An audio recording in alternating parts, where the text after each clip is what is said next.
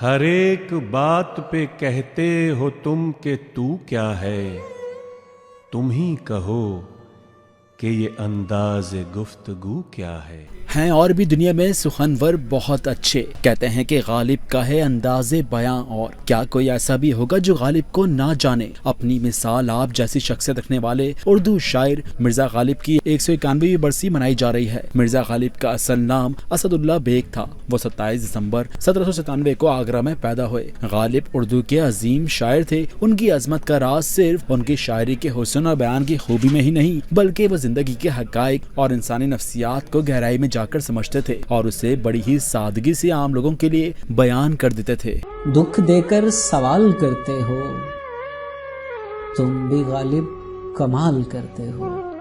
تصوف کی بات کریں تو غالب کہتے ہیں، یہ مسائل تصوف یہ تیرا بیان غالب، تجھے ہم ولی سمجھتے جو نہ بادہ خوار ہوتا۔ عشق کا رنگ ہو تو ان کے دیکھے 100 چہرے پہ آ جاتی ہے رونق، وہ سمجھتے ہیں کہ بیمار کا حال اچھا ہے۔ المیہ شاعری تو ہر شاعر کی جان ہوتی ہے، تو غالب کیسے پیچھے رہ سکتے تھے، مگر اس میں ان کی حقیقت پسندی سے ایک نئے رنگ میں ڈھال دیتی ہے۔ ہزاروں خواہشیں ایسی کہ ہر خواہش پر دم نکلے، بہت نکلے میرے ارمان لیکن پھر بھی کم نکلے۔ انہیں انسانی نفسیات کا گہرا شعور تھا، جس کی مثال یہ شعر ہے۔ ہو چکی غالب بلائیں سب تمام، ایک مرگ ناگہانی اور ہے۔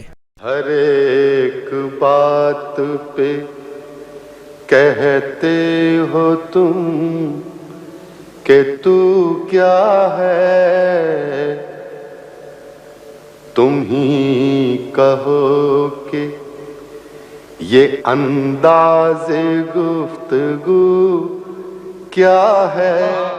طویل مضامین کو مختصر الفاظ میں بیان کرنا ہی غالب کی شاعری کا کمال ہے۔ جیسے ملنا اگر نہیں آسان تو سہل ہے، دشوار تو یہ ہے کہ دشوار بھی نہیں۔ روزمرہ زبان سے بھی ان کے اشعار میں نکھار پیدا ہوا۔ ہم نے مانا کہ تغافل نہ کرو گے لیکن خاک ہو جائیں گے ہم تم کو خبر ہونے تک۔ انہیں عظمت انسانی کا بہت پاس تھا، جبھی تو کہتے تھے بس کہ دشوار ہے ہر کام کا آسان ہونا، آدمی کو بھی میسر نہیں انسان ہونا۔ اردو کے عظیم شاعر 15 فروری 1869 کو دہلی میں جانے فانی سے کوچ کر گئے، لیکن جب تک اردو زندہ ہے ان کا نام بھی جاویدہ رہے گا، اور جب تک اردو شاعری زندہ ہے غالب کا نام ہی غالب رہے گا۔